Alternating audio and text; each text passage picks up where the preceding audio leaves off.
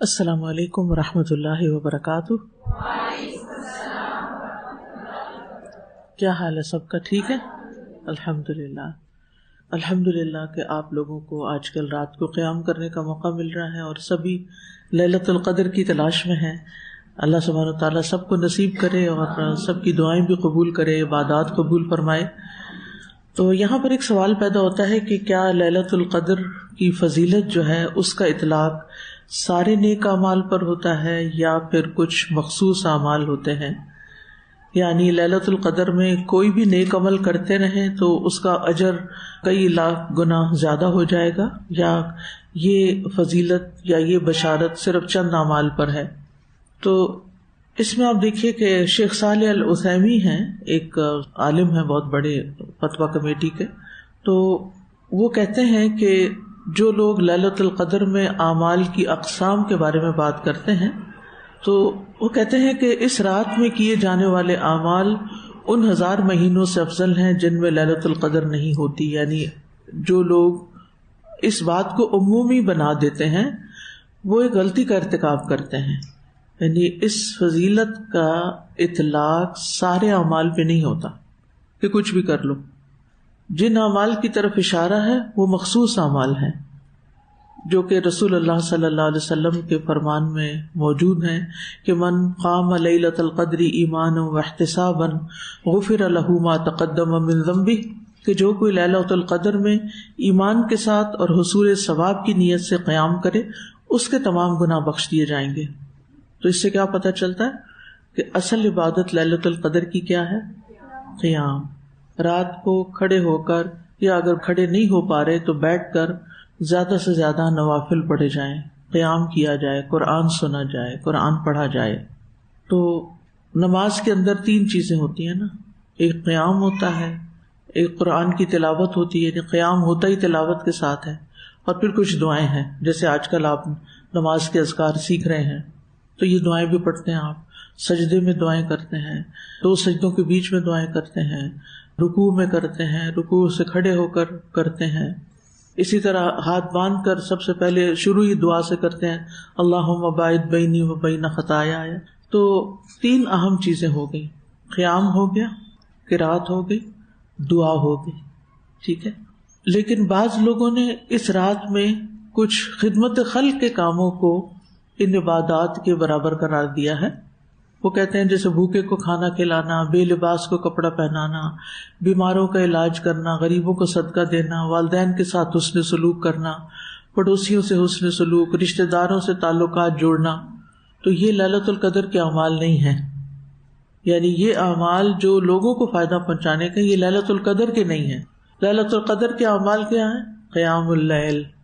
یہ آپ دوسرے دنوں میں دن اور رات کریں، آپ کو کوئی روکنے والا نہیں، لیکن ہر وقت اور ہر موقع کا ایک الگ کام ہوتا ہے۔ عربی میں ایک محاورہ ہے لِكُلِّ مَقَامٍ مَقَال، ہر موقع کی مناسبت سے کوئی بات ہوتی ہے، یعنی اور وہ بات اسی موقع کی مناسبت سے کرنی چاہیے، کیونکہ اگر وہ موقع کی مناسبت سے کی جائے تو وہ خوبصورت ہوتی ہے، اس کا فائدہ ہوتا ہے، اور اگر بے موقع کی جائے تو وہ جیسے پنجابی میں کہتے ہیں نا کہ ویلے دی نماز کویلے دیاں ٹکرا۔ تو یعنی اصل نماز کیا ہے؟ جو وقت کے اندر ادا کی جائے۔ تو اصل عبادت لیلۃ القدر کی کیا ہے؟ قیام۔ بس ایک لفظ اگر یاد رہے نا، قیام، اور آپ کا سارا فوکس اسی پر ہی ہونا چاہیے کہ ان راتوں میں زیادہ سے زیادہ نوافل ادا کرنے ہیں، اور اس میں بھی تعداد کی زیادتی نہیں مقصود، اصل کیا ہے؟ قیام، کہ دیر تک یکسو ہو کر نماز کی حالت میں عبادت کی جائے۔ تو وہ کہتے ہیں کہ جو شخص لیلۃ القدر کا ثواب حاصل کرنے کی نیت سے مسجد یا کسی اور جگہ قیام کرے، گھر میں کر سکتے ہیں اگر مسجد میں نہیں جگہ یا نہیں جانے کا موقع، کیونکہ سب لوگ مسجد تک نہیں پہنچ سکتے، خصوصاً خواتین، قرآن کی تلاوت کرے اور دعا کرے۔ یہ وہ شخص ہے جو شریعت کے مطابق عمل کرتا ہے، اور ایسا شخص شریعت کے مطابق عمل نہیں کرتا جو قیام، تلاوت قرآن اور دعا کو تو چھوڑ دے، اس کی بجائے صدقہ اور دوسروں کے ساتھ حسن سلوک اور رشتہ داریاں جوڑنا اور ان کو وزٹ کرنا اور اس طرح کے اعمال شروع کر دے۔ یہ ایک نئی سوچ ہے جس کا ابتدا میں کوئی تصور نہیں تھا کہ لوگ ان راتوں میں یہ کام نہیں کرتے تھے بلکہ قیام کرتے تھے۔ اب یہ ہے کہ ليلۃ القدر میں دعا کون سی کی جائے؟ آپ جو چاہیں دعا کریں، لیکن خاص دعا جو ہمیں بتائی گئی ہے اس رات کی مناسبت سے وہ حضرت عائشہ سے روایت ہے۔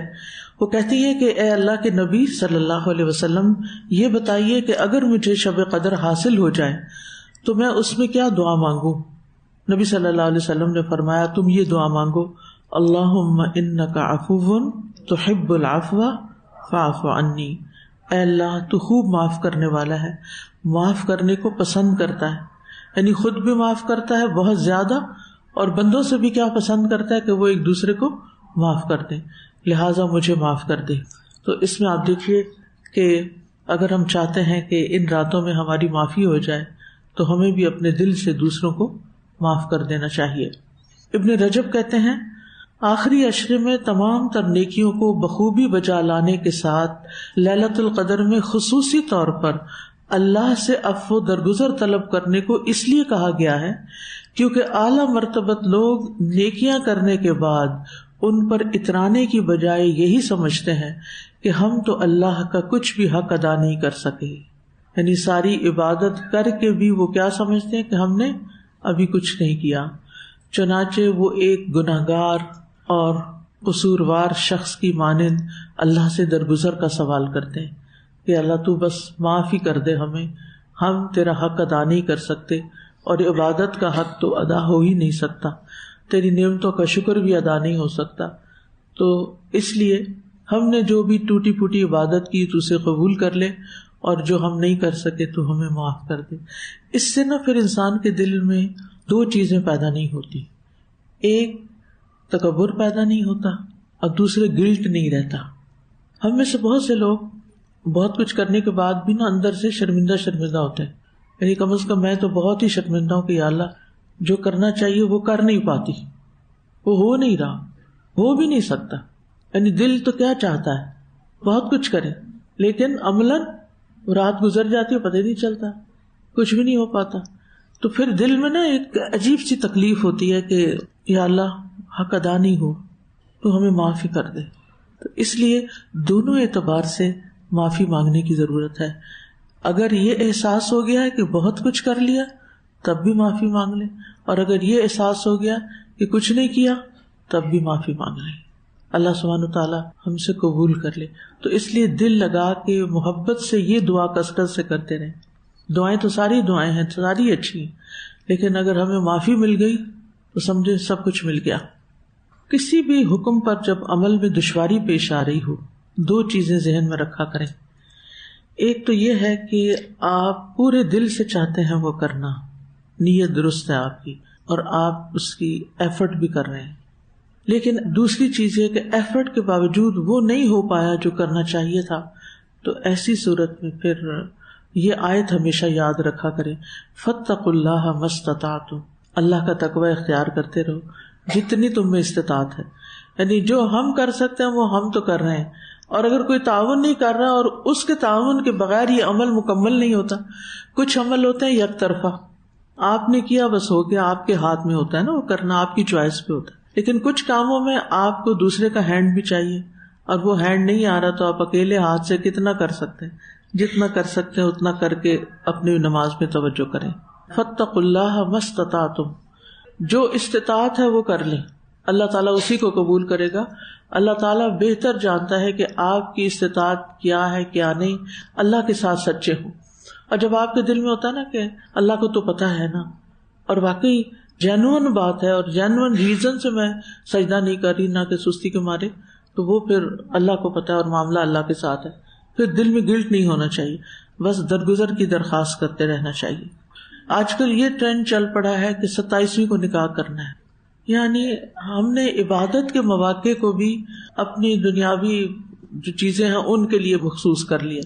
اب جیسے کچھ لوگوں نے یہ رکھا ہوا کہ ہم نے حرم میں ہی جا کے نکاح کرنا، اچھی بات ہے، لیکن اگر موقع ہے شادی کرنے کا، بچوں کی شادی کریں، اپنا فرض ادا کریں۔ اب کب آپ کو ویزا ملتا ہے، کب آپ حرم جاتے ہیں، اگر کوئی مجبوری ہو تو ٹھیک ہے، لیکن وہاں جا کے نکاح کرنے کا زیادہ ثواب کوئی نہیں ہونا۔ اگر آپ اپنے گھر میں بھی بیٹھ کے کر لیں گے نا، اور صحیح سنت کے مطابق کریں گے اور اسراف اور فضول خرچی سے بچیں گے تو اس کا ثواب زیادہ ہے۔ تو کیا نبی صلی اللہ علیہ وسلم نے ایسا کوئی اہتمام کیا تھا؟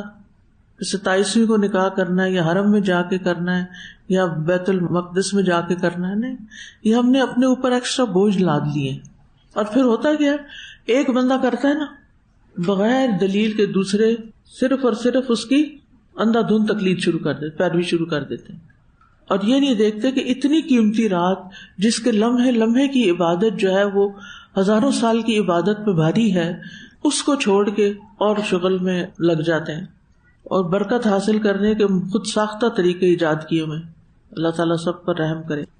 لیلۃ القدر کے بارے میں سوال ہے کہ لیلۃ القدر باقی رہتی ہے مطلع الفجر تک. تو طلوع فجر جو ہے وہ وقت ہے جب فجر کی نماز کا وقت شروع ہو جاتا ہے، یعنی جب فجر کی بو پھوٹ جاتی ہے، یعنی جو ہی فجر کی اذان ہوئی تو وہ رات ختم ہو گئی، فجر شروع ہو گئی. اب ہی حتی مطلع الفجر، طلوع فجر تک ہے اس کا وقت.